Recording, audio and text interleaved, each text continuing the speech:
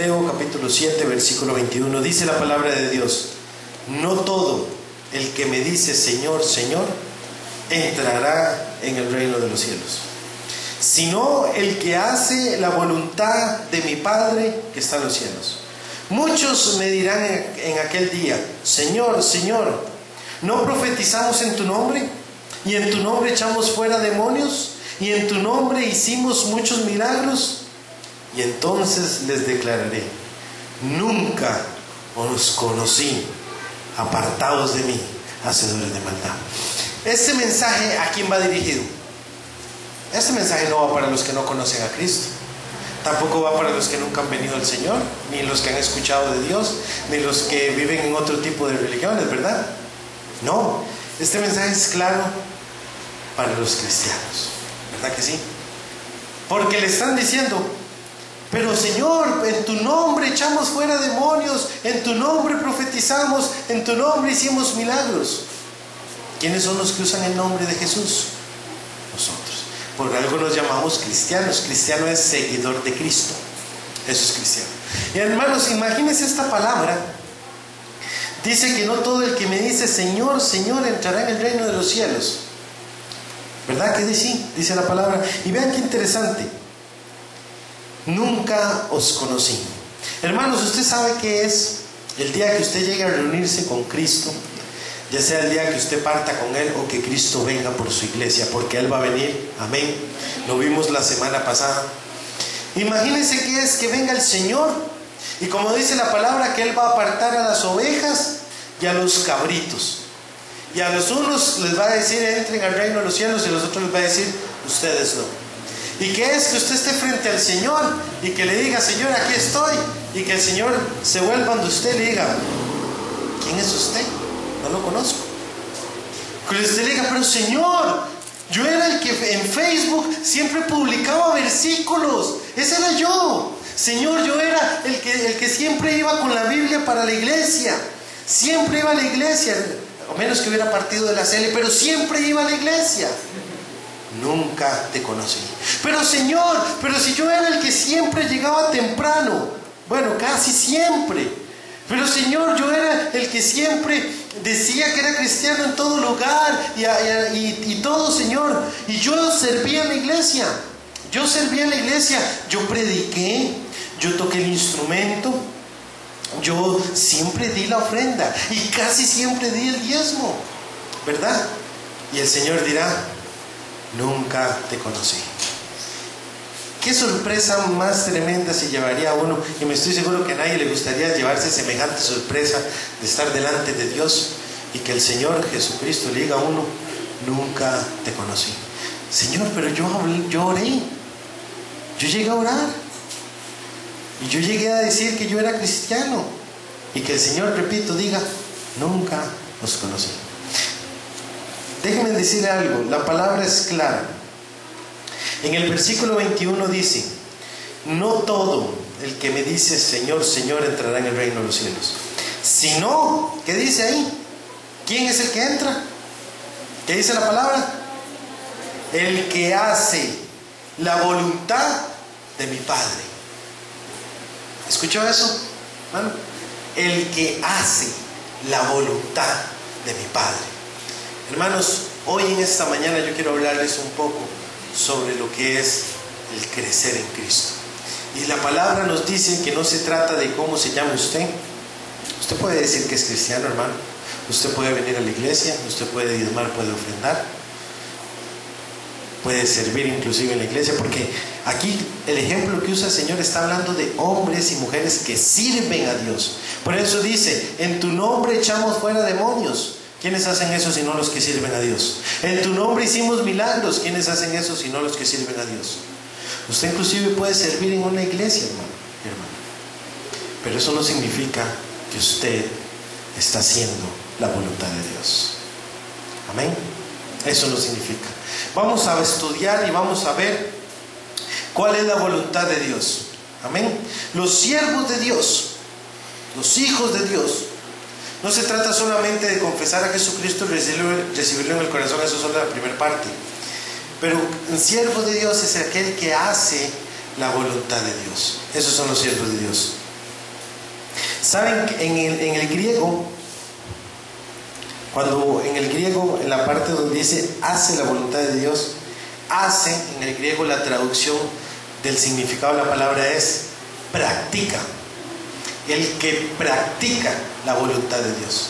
Esa es la traducción del griego. El que practica, el que hace, el que realiza la voluntad de Dios. Amén.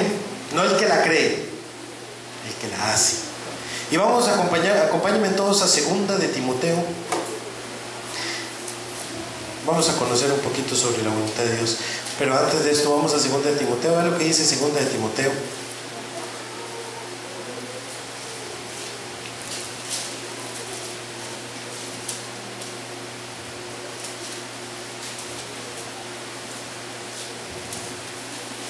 Capítulo 2.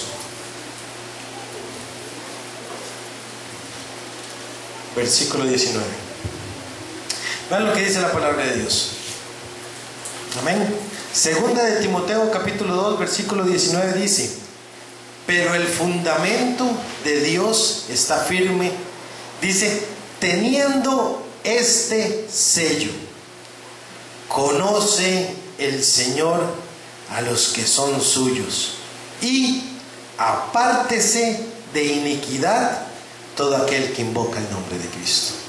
Conoce el Señor a los que son suyos.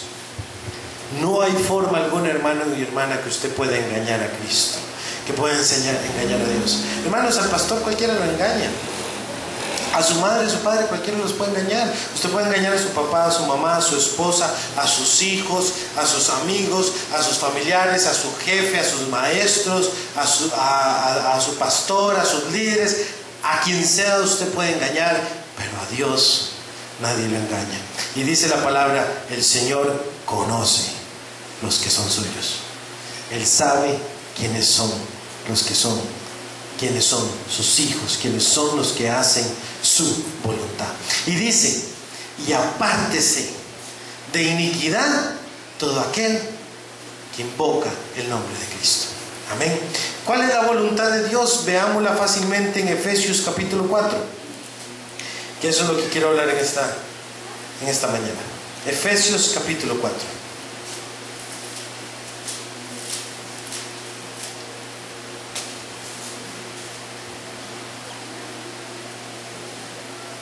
Efesios capítulo 4. Vean lo que dice la palabra de Dios. Amén.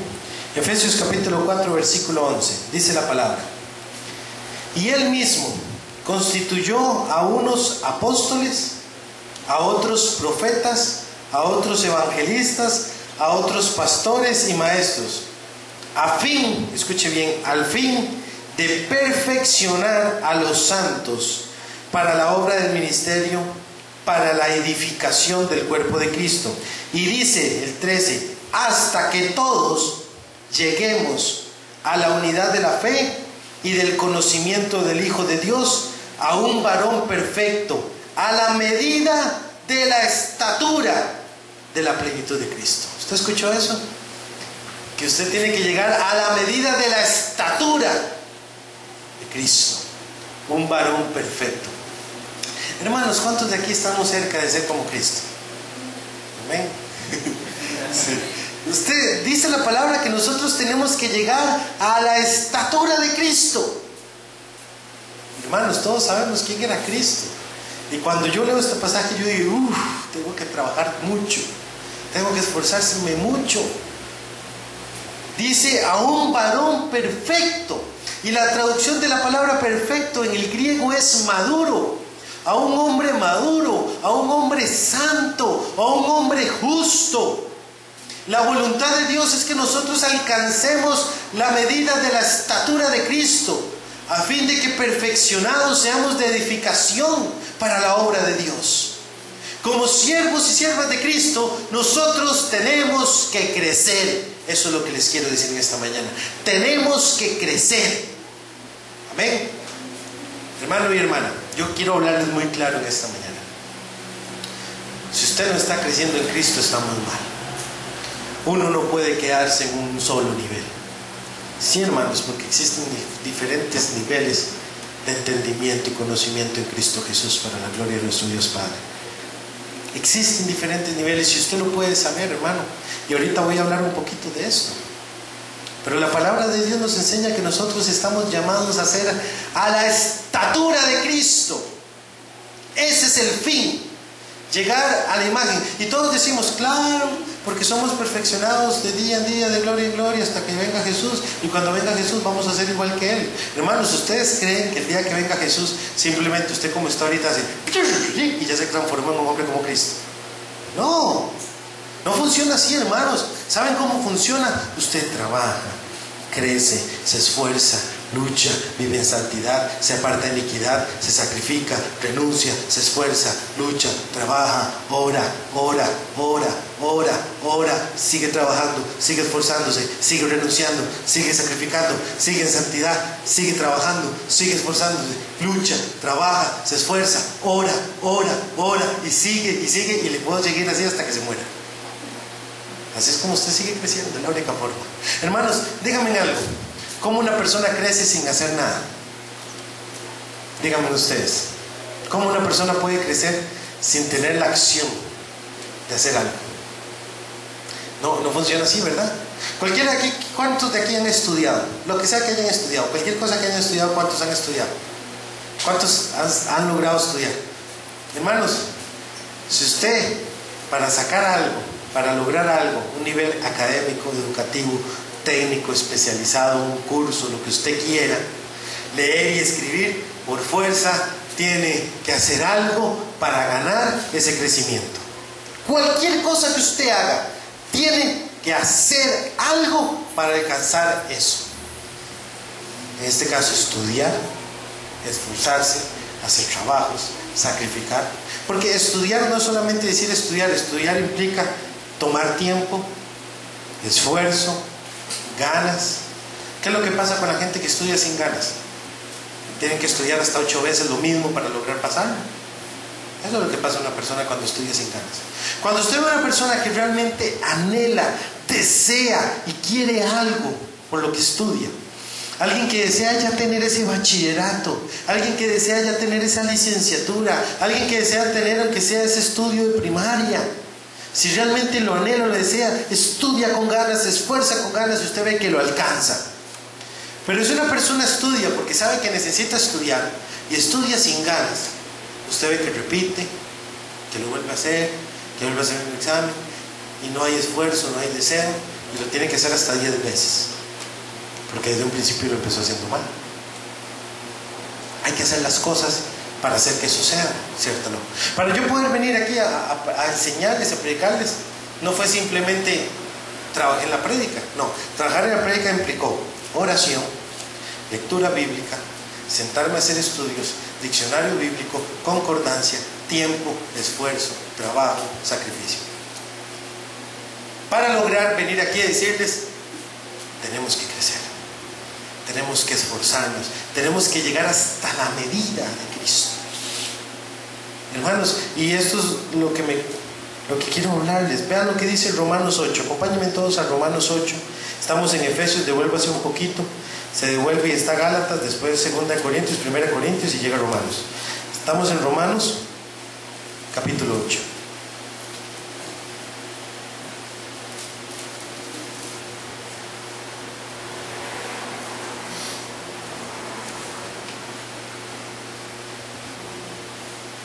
Romanos capítulo 8, versículo 28. Dice la palabra, amén. Y sabemos que a los que aman a Dios, todas las cosas les ayudan a bien. Esto es, a los que conforme a su propósito son llamados. Porque a los que antes conoció, y dice, también los predestinó para que fuesen hechos conforme a la imagen de su Hijo. ¿Escucha eso? Para que fuesen hechos conforme a la imagen de su Hijo. ¿Cuántos aquí pueden decir yo soy imagen de Jesucristo? Yo soy imagen de Jesucristo, pero no porque lo diga, sino porque en su interior sabe que vive y camina como Jesucristo. ¿Ven? Y ahora sí, hermanos, volvámonos a 2 de Timoteo.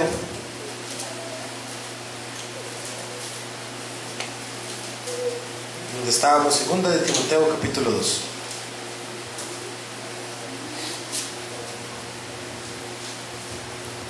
Amén. 2 de Timoteo, capítulo 2, vea lo que dice la palabra. Versículo 20. ¿Ven? ¿Lo tenemos todos? Dice: pero en una casa grande no solamente hay utensilios de oro y de plata, sino también de madera y de barro.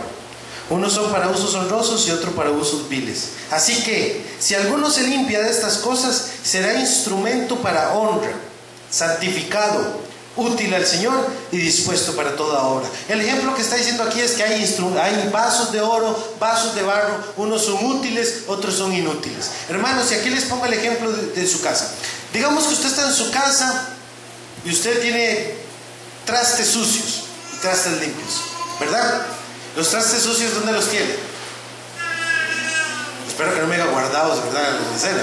¿Dónde tiene usted los trastes sucios normalmente? ¿Dónde los pone? En el fregadero, ¿verdad? Algunos le llamamos pila, ¿verdad? Algunas sí son pilas, pero fregadero. Todos ponemos los trastes sucios en el fregadero, ¿cierto o no? ¿Verdad? Vamos, ponemos los trastes sucios y los limpios, ¿dónde los tenemos? Guardados aparte, en un trastero, en un mueble, en algún lado, ¿verdad? Y resulta que viene una visita a su casa, ¿verdad? Resulta que usted invitó a un amigo, una amiga, al pastor, por variar podrían hacerlo, y lo invita a comer, ¿verdad? Entonces invita a alguien a su casa, llegan invitados de sorpresa también, porque normalmente cuando uno tiene invitados lava los trastes, no tiene trastes ese fregadero, o por lo menos la mayoría de las personas, ¿verdad? Y resulta que caen invitados a su casa. Hermano, dígame usted, y usted le va a ofrecer un vaso de fresco, ¿verdad? Un buen tamarindo. ¿Y usted qué hace? ¿Va y agarra un vaso sucio del fregadero o uno limpio? Uno limpio, ¿verdad? Bueno, digo yo, eso haría yo, ¿verdad? Si usted le va a ofrecer un poquito de gallo pinto con un huevo pateado, le dice que anda con hambre, ¿verdad? Usted le va a ofrecer un poquito de gallo pinto, usted va y agarra un traste de los que están sucios, que está hasta que tiene la mole pegada, ¿verdad? Hasta que está así todo amarillo, de que no se ha lavado. Y usted va a agarrar un traste sucio y le echa ahí la comida y se la ofrece. O va y agarra un traste limpio y le ofrece la comida ahí. Hay algunos que inclusive agarran el traste limpio y lo enjuagan otra vez para servir la comida. ¿Verdad que sí? Dígame, hermano, uno cuando va a bendecir a una persona en su casa, uno saca lo limpio y lo útil para bendecir. Lo mismo es el Señor. El Señor no va a tomar los sucios, trastes sucios que están en el fregadero para bendecir a los demás. El Señor va a tomar lo que está limpio y útil para bendecir a los demás. Y eso es lo que les digo. ¿Cuántos de aquí son un traste limpio? ¿O cuántos de aquí son un plato sucio que está en el fregadero? Les digo yo, ¿cuántos de aquí el Señor puede tomar en esta mañana y decir: voy a tomar este instrumento que está limpio, que está útil, santificado y dispuesto para toda buena obra, para usarla en el servicio del Señor, para poder bendecir y glorificar y edificar la obra de Dios? ¿Cuántos en esta mañana de verdad son un traste limpio? ¿Y cuántos están en el fregadero? ¿Cuántos llevan años en el fregadero? Hermano, déjeme decirle que usted cae en el fregadero en el momento en que usted deja de crecer, en el momento en que usted deja de limpiarse, en el momento en que usted deja de bendecir, en el momento en que usted deja de crecer a la estatura de Cristo, nuestro Señor. ¿Cuántas personas conozco yo que han pasado años en el fregadero? Años sin limpiarse, sin ser útiles para el Señor. Hermanos, todos dijimos al principio: amén, yo soy siervo de Cristo, yo soy cristiano, yo soy siervo de Dios. ¿Eres un siervo útil o un siervo inútil, del cual el Señor puede disponer? Porque si usted es un siervo inútil, entonces no es siervo de Dios, no está dando fruto de Dios. ¿Y saben qué dice la palabra en Juan capítulo 15? Todo aquel que no dé fruto Todo pámpano que no dé fruto será quitado y echado en el fuego. Y es entonces cuando el Señor dirá: nunca te conocí, nunca te conocí, no sé quién eres. Me decía Señor, Señor, pero no sé quién eres, no te conozco. Y el Señor conoce a los suyos. Él dice en su palabra: mis ovejas reconocen mi voz. Pero Él conoce a los suyos. Y si le dice a alguno: no te conozco, es porque de verdad no era siervo de Dios. Hermanos, ¿cuánto tiempo hemos pasado en el mismo lugar espiritual, estancados espiritualmente, sin crecer? ¿Saben qué decía Pablo? Que algunos son como niños que siguen esperando leche cuando ya deberían comer alimento sólido. Hermanos, pareciera que algunos siguen en el kinder espiritual. Y es algo claro. ¿Por qué hacemos este ejemplo? Porque el crecimiento lo tomamos como ejemplo de nuestro propio crecimiento. Amén. Vean lo que es simple. Mi hijo hoy por hoy, Matías, que tiene 6 meses, esa pelota que tiene mi esposa ahí atrás, mi hijo empezó tomando leche. Entonces llega un momento en que la leche no le sustenta. Y ahí tiene un desarrollo, un crecimiento. Necesita entonces comida. Y le empujamos comida. Y empezamos a darle comidita de a poquito, cucharadita, hasta que ya se vuelve un plato, ¿verdad? Y después de eso, ya empieza a comer más sólido. Ya después de eso empieza a crecer y ya no se le sirve solo purecitos, sino que ya se le puede echar un bistec encebollado, ¿verdad? Digo yo, un crecimiento más rápido. Y ahí va creciendo hasta cuando se manda ya su buena olla de carne, ¿verdad? Y sigo hablando de comida. Entonces, pero hambre de Dios, amén. Bienaventurados los que tienen hambre y sed de Dios, dice la palabra, porque serán saciados. Y entonces, eso trae el crecimiento. Pero ¿qué pasa si a mi hijo lo tengo solo con leche? 2, 3, 4 años solo con leche. No he sabido de algún caso, pero ¿qué pasaría con el chiquito? ¿Ustedes creen que crezca? ¿Creen que desarrolle bien? No, ¿verdad? Porque para el desarrollo sano él va a necesitar todos los demás nutrientes que no trae la leche. Y escúchenme bien, a nivel espiritual la leche solo cubre el nacimiento, la formación, el inicio. Todos los demás nutrientes los encuentra con el resto de alimento que se da solamente con el crecimiento. Y algunos parece que siguen el kinder. Es lo mismo, hermano y hermana. Usted empieza en kinder, después en primero, segundo, tercero, cuarto, quinto grado, colegio, universidad. Y algunos que siguen de fiebres y siguen ahí, ¿verdad? Pero es necesario un estudio, es necesario un crecimiento. Hermanos, vean, yo les voy a decir esto en el amor de Dios. Tal vez no todos disponemos de la misma educación y del mismo nivel académico, pero eso no es más que un pretexto para no querer crecer en Cristo y en el conocimiento de la palabra de Dios. Yo conozco personas que no sacaron ni el bachillerato y conocen y saben demasiado, porque agarran un libro y leen, estudian, revisan y saben más de lo que uno podría creer sin tener un bachiller. Hermanos, a nivel de Dios hay diferentes niveles de entendimiento en la palabra. Y uno lo puede revisar, hermano. Usted puede saber si usted ha crecido en Dios cuando usted toma la palabra de Dios. La palabra de Dios, si usted la lee sin tener conocimiento alguno, usted puede captar algunas cosas que por sentido común y por lógica la gente capta. Pero si usted estudia, crece, profundiza, el Espíritu Santo empieza a traer revelación más profunda de lo que usted puede ver. Ayer se lo comentaba una persona. Díganme algo, hermanos, ¿ustedes han leído Mateo 1? ¿Han leído Mateo 1? Que habla de las genealogías. Y David era hijo de Isaí, y este era hijo de él, y este era hijo de este, y este era hijo de este. 14 generaciones desde este hasta este, y este era hijo de este, hijo del otro, hijo de tal, que era hijo de tal. 14 generaciones de tal a tal, hijo de tal, hasta que llega Jesús. ¿Han leído Mateo 1? Amén. Hermanos, ¿qué han aprendido de Mateo 1? Una persona con un nivel básico de crecimiento lee las genealogías y dice que cansado y no ve más, no aprende más de lo que ve ahí.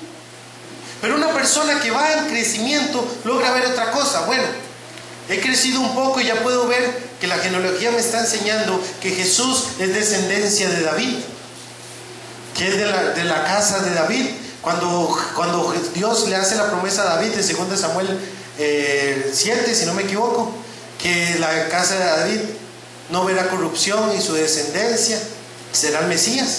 Entonces ya puedo captar un poquito más. Y una persona que sigue estudiando más y más se da cuenta que a nivel hebreo, cada letra hebrea tiene un valor numérico. Y Anabel, que es David, el valor numérico de la palabra David es 14. ¿Sabían eso? Es 14. Que la palabra David en hebreo tiene un valor numérico de 14.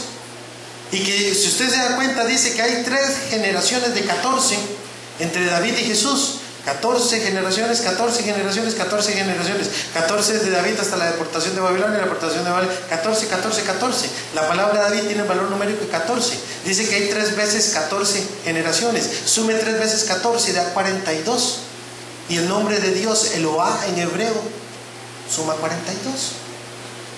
Por lo tanto, usted puede saber que detrás de todo el principio de la genealogía del Mesías, de Jesús, detrás de todo eso está Dios. Pero hermano, usted no puede saber eso si usted no crece, si usted no estudia, si usted no tiene ese apetito por la palabra de Dios. Amén. ¿Cuántos sabían esto que les acabo de decir? Bueno, no me contesten. Hermanos, no sabemos todavía hoy comprender la palabra de Dios. Es increíble ver, hermanos, que hay gente allá afuera que le hacen preguntas a los cristianos y contestan cada cosa, hermanos, que dan tristeza. Y por eso el mundo está confundido. Ver cristianos que no saben interpretar la palabra de Dios.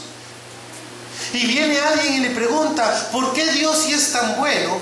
¿Por qué Dios sí es tan grande y tan poderoso? ¿Por qué no acaba con el mal? ¿Por qué creó al diablo? ¿Por qué creó a los hombres? ¿Por qué hay tanta maldad? ¿Por qué no acaba con todo? ¿Verdad? Es el principal argumento de los ateos. Y hay cristianos que no saben contestar. El otro día una persona me dijo, hermano, que le hizo la pregunta, ¿verdad? Y le contestó, hermano, ¿quiénes somos nosotros para preguntarle a Dios? Y solo eso le digo. Y yo me quedé así, sí, pero no respondió nada. Está bien, no somos nada para preguntarle a Dios. Pero si una persona viene con esta pregunta, que es una pregunta válida, hermanos, hay personas allá afuera que no conocen de Dios, tienen preguntas, tienen dudas. Inclusive dentro de la misma iglesia, ¿quién no se ha hecho esta pregunta? Y no hay capacidad para responder, porque leemos la palabra y no la comprendemos. Hay personas que leen Apocalipsis y se les hace un corocho y empiezan a inventar cada cosa. Según muchos teólogos que interpretaron Apocalipsis, o muchos estudiosos que no eran cristianos, que querían ver la revelación y ver el futuro, que no eran cristianos y no tenían el Espíritu Santo, dijeron que en 1980 venía Cristo. Y que con la caída de la Unión Soviética venía Jesús. Y que en el 2000 venía Jesús. Y que se acababa el mundo en tal fecha y se acababa el mundo en tal fecha. Y bueno, hasta con los mayas decían que se acababa el mundo, ¿verdad? Todo el mundo haciendo un boom, que es que el calendario maya llegó hasta el 2012. Y seguro hasta ahí sabían contar. Entonces se acababa el mundo, hermanos. Inventan cada cosa por falta del conocimiento. Déjenme decirle algo. La palabra de Dios únicamente es revelada a los que caminan en la voluntad de Dios. ¿Escuchó eso? No hay filósofos, ni sabios, ni profesores, ni licenciados en lenguas, escritura, historia, ninguno en que el Espíritu va a traer revelación de la palabra, si no es en un hombre entregado y santificado al Señor. Sobre ellos se corre el velo y el Espíritu Santo revela. Efesios capítulo, acompáñenme, Efesios capítulo 3.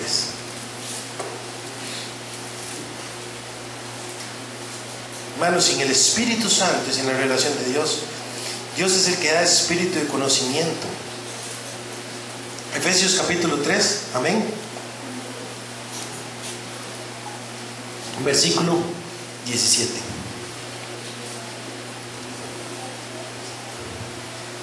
Vean lo que dice la palabra de Dios. Amén. Capítulo 3, versículo 17. Para que habite Cristo por la fe en vuestros corazones, a fin de que, arraigados y cimentados en el amor, seáis plenamente capaces de comprender con todos los santos cuál sea la anchura, la longitud, la profundidad y la altura, y de conocer el amor de Cristo, que excede a todo conocimiento, para que seáis llenos de toda la plenitud de Dios. Amén. Y aquel que es poderoso para hacer todas las cosas mucho más abundante de lo que pedimos o entendemos, según el poder que actúa en nosotros. Dice que nosotros, para entender la anchura, largura, altura, profundidad de Cristo, hermanos, pero necesitamos conocimiento, espíritu de conocimiento, de sabiduría. Hermanos, déjenme decirles, yo conozco cristianos que no tienen ni pizca de conocimiento. Conozco cristianos que no tienen ni pizca de sabiduría. Conozco cristianos que no tienen ni pizca de inteligencia. Y dice la palabra de Dios que todo aquel que necesite sabiduría, pídala. Dios le dará.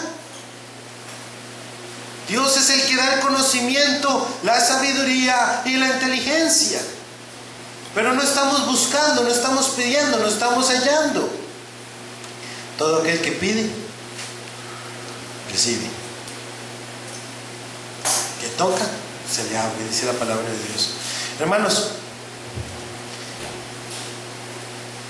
la Biblia, y esto se los estoy enseñando para que lo aprendan, amén, ¿me están poniendo atención? Tienen que aprender. La Biblia no se puede estudiar lógicamente. La Biblia no se estudia de manera lógica. La Biblia no se estudia de manera lógica. La lógica dice que si el mal está en el hombre y el pecado nació por el hombre fue creado por Dios, entonces Dios creó el mal. El razonamiento lógico sería que Dios hizo el mal, Dios creó la maldad. Y de acuerdo a este pensamiento estaríamos tan distantes de la verdad, de acuerdo al razonamiento lógico. Hermanos, la Biblia no es lógica. De hecho, la Biblia es totalmente ilógica. Para estudiar la Biblia no se estudia lógicamente, se estudia analógicamente. La Biblia, escuche esto, apúntelo por ahí en su cabeza, no se estudia lógicamente, se estudia analógicamente. Hermanos, ¿saben qué es analógico? Es la relación de semejanza entre dos cosas distintas. Es decir, que cuando usted estudia la Biblia nunca puede basar todo su fundamento en un solo versículo. Tiene que haber una relación de semejanza entre dos cosas distintas. A todo lo largo del canon de la palabra de Dios, usted tiene que estudiar la palabra de Dios, pero nunca de manera lógica. Hermanos, vean la Biblia. Dios viene y llama a Abraham. Todos conocen a Abraham. Dice, Abraham, sí. Dice Abraham, Señor, entrégame a tu hijo. ¿Que te entregue a mi hijo? Entrégame a tu hijo. No quiero en sacrificio. Pero Señor, pero si tú me diste la promesa, tu promesa de una descendencia, esperé hasta tener 100 años para tener a Isaac mi hijo, y ahora me lo pides. Entrégame a tu hijo. Hermanos, ¿es lógico? ¿Es lógico? Josué, llama a Dios a Josué. Josué, hey, ¿verdad? Vamos a tomar Jericó. Y Josué se alista, ahora sí, llama a los generales del ejército, a todos los líderes, hace el ejército, afilen espadas, afilen todo, pónganse en la armadura, vamos a tomar Jericó, ya Dios me confirmó, traen a todo el ejército, llegan frente a Jericó y le dice, Josué, denle una vuelta a Jericó. Sí, Señor. Y van con todo el ejército dando vueltas y todo, dice, ahora sí, seguro, para que vean que le estamos midiendo nada más el terreno, se den cuenta, para que tiemble y todo. Y segundo día, Josué, denle otra vuelta a Jericó. Sí, señores, seguro piensa que es que no tenemos condición, pero bueno, vamos para sacar energía, trotemos un poquito para que vean que estamos en condición, que tenemos fuerza. Tercer día, Josué, denle otra vuelta a Jericó. Ya el cuarto, quinto, sexto día los generales del ejército dicen, no, se lo fundió el sol. Que se le está ocurriendo. Y el último día denle 7 vueltas y toquen trompetas y los muros caen. Hermanos, esto desafía toda lógica militar. Toda lógica militar es desafiada con esto, hermanos. Dígame, ¿cuál ejército militar en una estrategia de guerra para conquistar y atacar un lugar le va a dar vueltas y tocar trompetas para que los muros caigan? Desafía toda lógica. Hermanos, la Biblia desafía toda lógica. Con Naamán, que llegó a buscar a Eliseo para ser sanado de la lepra, que le dijo a Eliseo: vaya, lávate al Jordán 7 veces. ¿Pero qué le pasa a este? ¿Por qué no levanta sus brazos y clama por el Señor poderoso para que yo sea limpio? No, me manda a bañarme en un río 7 veces. Desafía la lógica, hermanos. Es más, el mensaje de la cruz, despedaza cualquier lógica. Los judíos estaban ahí y decían: ¿cómo puede ser este un Dios colgado en un madero? La palabra dice en Deuteronomio: maldito todo aquel que es colgado de un madero. ¿Cómo puede ser este el Hijo de Dios si es maldito, si está colgando en una cruz? ¿Cómo puede ser este el Dios, el Mesías, en una cruz? Ellos no podían entender. A ver, no te creemos nada, bájate de ahí si eres el Hijo de Dios. ¿Cómo puede el Hijo de Dios poderoso y ser un Dios estar colgado en una cruz? Bájate de ahí. Desafía toda lógica, hermanos. Con los griegos, Pablo les hablaba a los griegos, les predicaba de Jesucristo, y ellos no entendían cómo decían. Ellos estaban acostumbrados que sus dioses eran Zeus, Poseidón, dioses poderosos, y él venía y les hablaba de un único Dios que descendió, se hizo hombre y murió por todos. Los epicúreos no podían entender cómo este podía ser Dios. Desafiaba toda lógica. Era locura para ellos. El estudio de la cruz es locura para los hombres, dice la palabra, 1 Corintios 1:18, acompáñenme.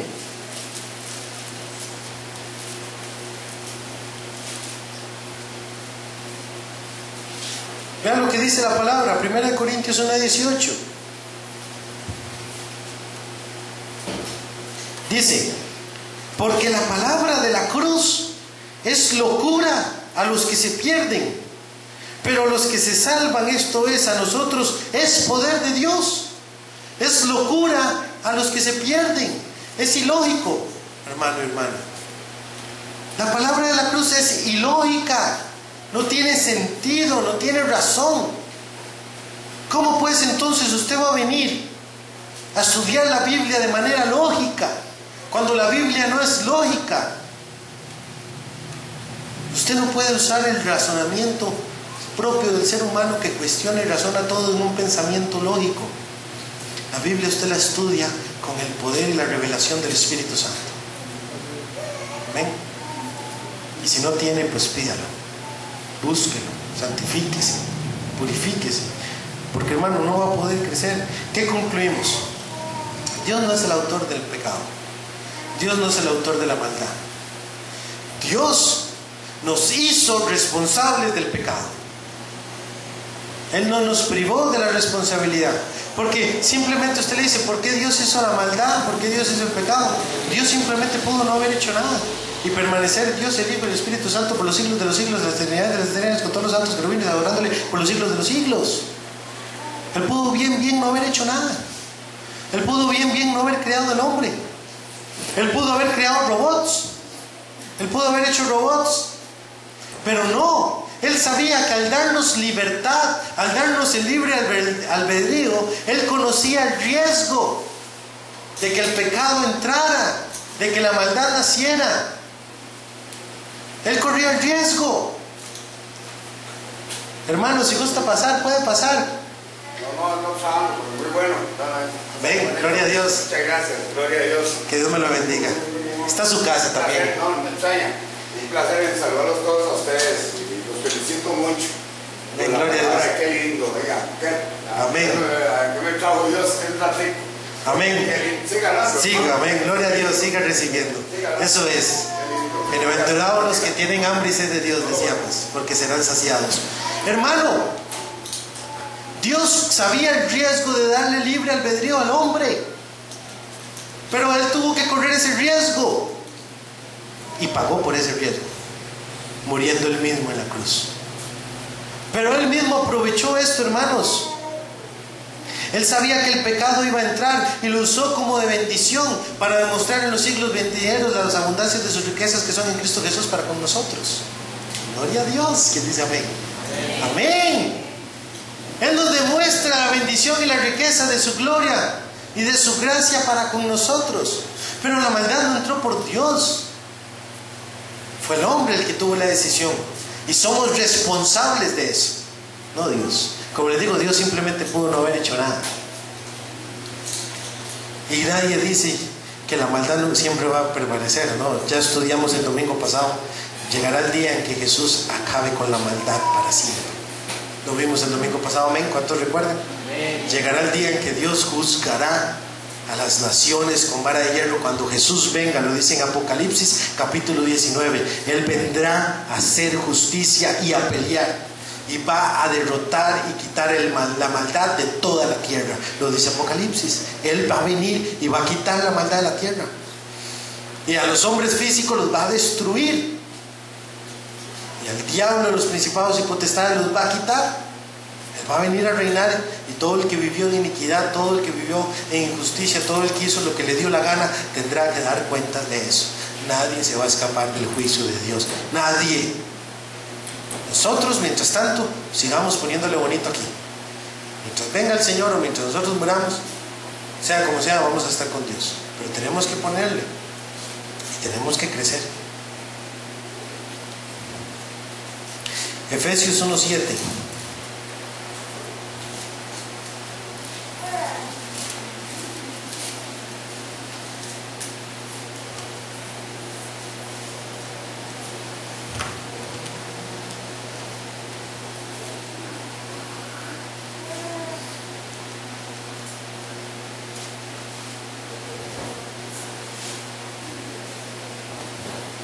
Vean lo que dice en Efesios 1:7. En quien tenemos redención por su sangre, el perdón de pecados según las riquezas de su gracia, que hizo sobreabundar para con nosotros en toda sabiduría e inteligencia. Hermanos, yo les estoy hablando que ya es momento que usted se dé cuenta que tiene que crecer. Ya es momento que usted se dé cuenta que tiene que empezar a tener sabiduría e inteligencia. Hermanos, es hora de que se cuenta que si usted sigue sabiendo lo mismo hoy que sabía hace 10 años que está en Cristo, usted no creció nada. Es hora de que se dé cuenta que si usted agarra la Biblia y la lee y le parece un cuento chino, usted está sin crecimiento.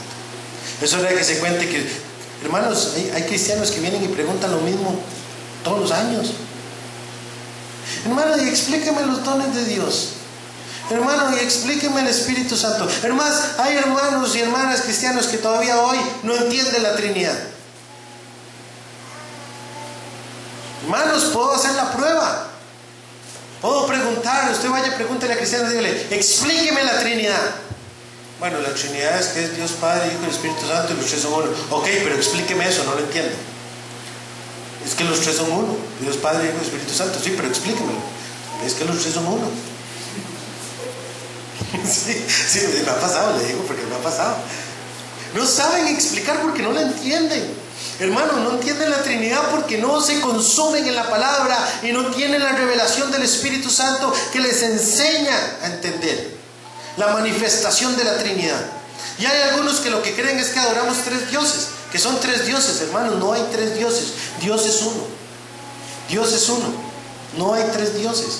Dios es uno, con tres manifestaciones: el Padre, el Hijo y el Espíritu Santo. Les pongo un ejemplo sencillo para que lo puedan entender. El agua, ¿por qué está formada? ¿Cuál es el elemento químico del agua? H2O, ¿verdad? H2O. Díganme una cosa, hermanos, el agua, el elemento químico del agua es H2O. Cuando usted convierte el agua en hielo, ¿sigue siendo H2O? Sí. Cuando usted convierte el agua en líquido, usted sabe, sigue siendo H2O. Si usted la evapora, sigue siendo H2O. El elemento químico no varía. El estado físico es el que cambia, pero no el químico. Sigue siendo H2O en tres manifestaciones: sólido, líquido y gaseoso. en 3 manifestaciones diferentes, sigue siendo agua. El mismo elemento químico, H2O, lo mismo en la Trinidad del Espíritu de Dios. La Trinidad de Dios sigue siendo Dios en 3 manifestaciones, el Padre, el Hijo y el Espíritu Santo. Una forma básica para que entiendan la Trinidad. Y puedo profundizar más. La otra vez prediqué toda una prédica solo sobre la Trinidad para que la entendiéramos. Pero hay gente que sigue sin comprenderlo porque seguimos sin crecer, hermanos. Es necesario el crecimiento. Gloria a Dios. Está caliente el día, ¿verdad? Qué bueno. Dios todo lo hace bien, por eso tenía que venir fresquito. Gloria a Dios. Hermanos, voy a tocar un punto más porque eran varios. Dice la palabra de Dios que serán siervos de Él todos los que hacen su voluntad. Hermanos, primero usted tiene que crecer, y para crecer usted tiene que caminar en el Espíritu. ¿Saben? Dice la palabra, si ustedes leen Apocalipsis, últimamente he estado haciendo mucho estudio escatológico, dice la palabra en Apocalipsis, que cuando Juan recibió la revelación, cuando Juan estaba en la isla de Patmos, recibió la revelación, dice la palabra que él estaba en el Espíritu. Dice que Juan iba un día caminando y andaba en el Espíritu. Hermanos, cuando dice que andaba en el Espíritu, no era que él estaba acostado y un espíritu iba ahí caminando y se le apareció la revelación del Apocalipsis. No, él caminaba en el Espíritu, es lo que nos habla Romanos capítulo 8. Vámonos a Romanos capítulo 8.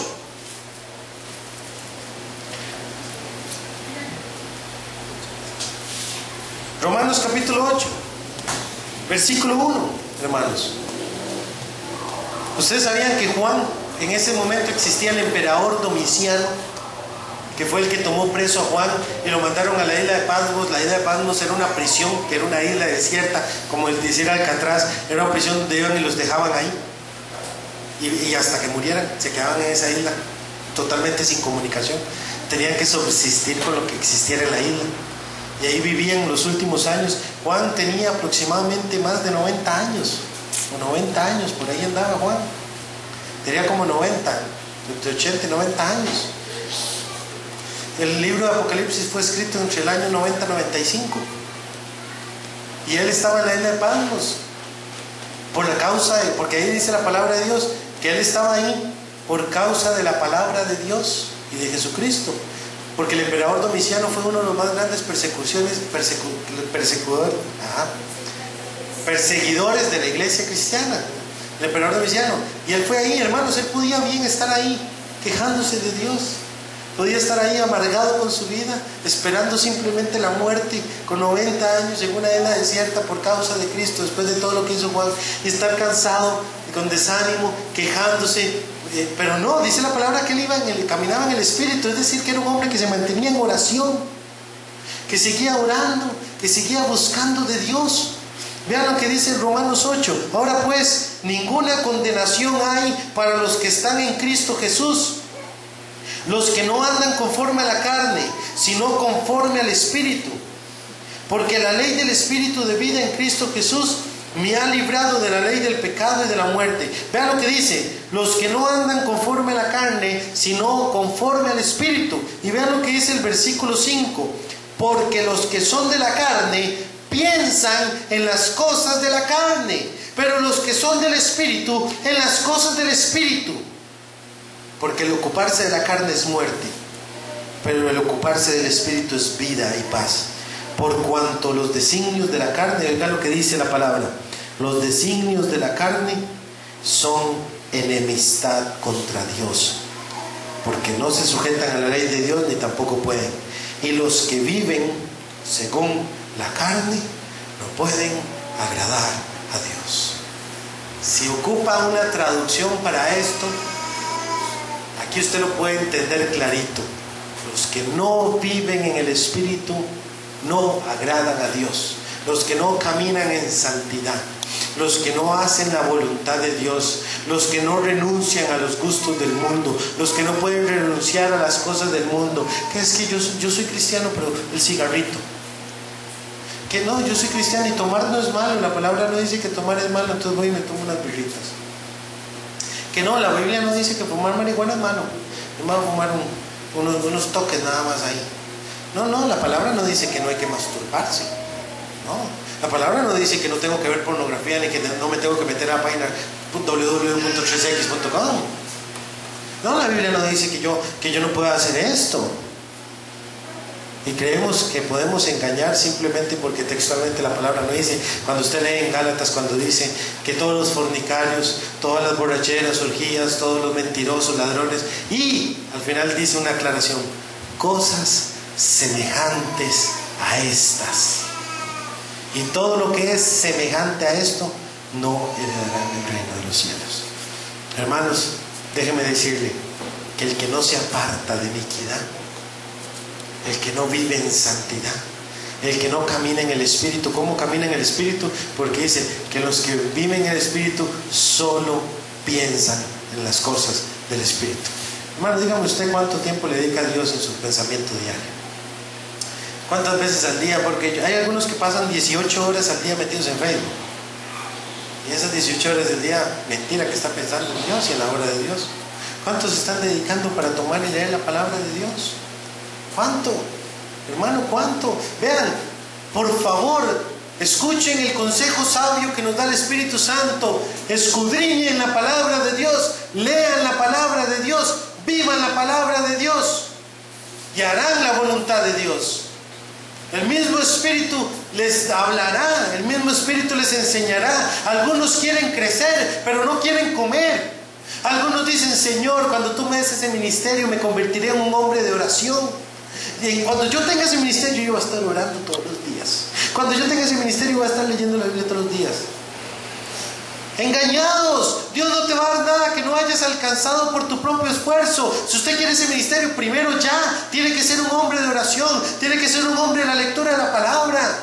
Tienen que leer la palabra de Dios. Lo voy a decir de una forma más clara para que lo tengan clarito en sus cabezas, de la forma más sencilla y que no hay quite para nadie. Hermanos y hermanas, para crecer en el Espíritu, lea la palabra de Dios. Simple y sencillo, punto final. No se ponga peros, no ponga excusas. Deje creer que escuchando música cristiana es como usted crece. Deje de creer que solo viniendo a la iglesia es como usted crece. Todos los días lea la palabra de Dios. Es lo que usted ocupa, el sustento básico, lo primero, el alimento sólido. Lea la palabra de Dios, porque la palabra de Dios es viva y eficaz y más cortante que espada de doble filo, que penetra hasta partir el alma, los tétanos y las coyunturas, discierne los pensamientos y las intenciones del corazón. Porque no solo de pan vivirá el hombre, sino de toda palabra que salga de la boca de Dios. Porque la palabra de Dios es como un martillo que rompe la piedra. Porque la palabra de Dios es útil para enseñar, para redarguir y para toda buena obra. Procura presentarte delante de Dios como un obrero que no tiene que avergonzarse, que usa bien la palabra de verdad. Lea la palabra de Dios, hermano. ¿A quién más iremos si solo tú tienes palabras de vida eterna? Yo soy el pan de vida, dijo Jesús, y el que de mí come no tendrá hambre jamás. ¿Cómo come usted de Jesús si no usa la palabra, hermano? Lea la palabra de Dios. Lea la palabra de Dios. Es más, tomo mi compromiso. Si no sabe leer, yo me comprometo a enseñarle a leer para que lea la palabra de Dios. Si no sabe leer, le regalo el audio de la Biblia para que la escuche. No hay quite. Hoy día no hay quite. Es que no sé leer. Me cuesta leer. Bueno, miren que yo tengo todo el audio de la Biblia. Todo el Nuevo Testamento en audio. Usted lo pone y lo que hace es leerle la palabra de Dios. No hay quite. Salgan del fregadero. Dejen de estar como trastes sucios, que no son útiles para el Señor, que no están sirviendo para edificación, que no están siendo usados para ninguna obra, que no están dándole frutos al Señor, que el Señor no puede disponer de usted para bendecir a otros porque usted sigue estando sucio en el fregadero, sin crecer, sin limpiarse, sin purificarse, sin santidad. Salga del fregadero. Sea útil a Dios. Límpiese y crezca hasta la medida de la estatura en Cristo Jesús, que es a lo que somos llamados. Aleluya. Amén.